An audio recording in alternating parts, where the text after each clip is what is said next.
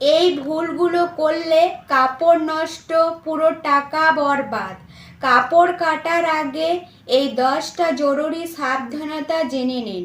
নমস্কার বন্ধুরা, আজকের ভিডিওতে দেখাবো কাপড় কাটার আগে কি কি সাবধানতা নিলে কাপড় নষ্ট হবে না আর ফিটিংও একদম পারফেক্ট হবে। ভিডিওটা শেষ পর্যন্ত দেখবেন।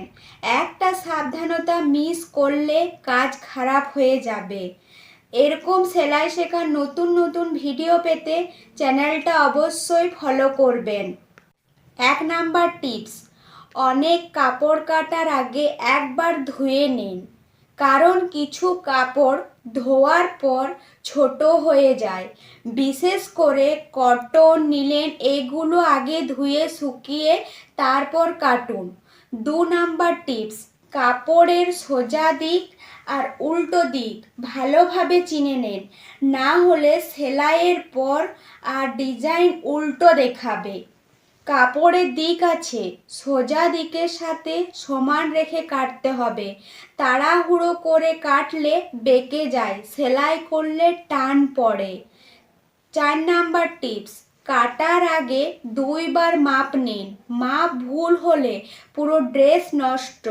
বুক, কোমর, হিপ, লম্বা সব লিখে রাখুন, মনে না রেখে কাজ করবেন না।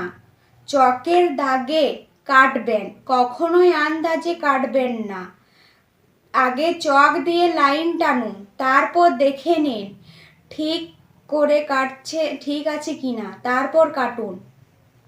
কাটার সময় একটু বাড়তি রাখুন, এটা সেলাই মার্জিন না রাখলে পরে সেলাই করলে জাট হয়ে যায়। 7 নাম্বার, কাঁচি ভোঁতা হলে কাটার দাগ কুৎসিত হয়। শুধু কাপড় কাটার জন্য আলাদা কাঁচি রাখুন, এতে কাঁচি নষ্ট হয় না।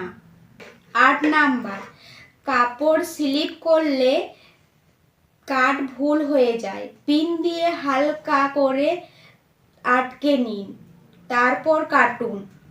9 নাম্বার, ডিজাইন দেখে কাটুন।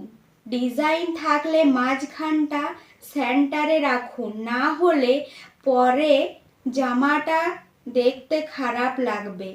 10 নাম্বার, শিশুদের থেকে কাজের সময় কাঁচি, পিন সবসময় দূরে রাখুন, নিরাপত্তা আগে। এই সাবধানতাগুলো মেনে চললে কাপড় কাটলে ভুল কম হবে আর ফিটিংও খুব সুন্দর আসবে।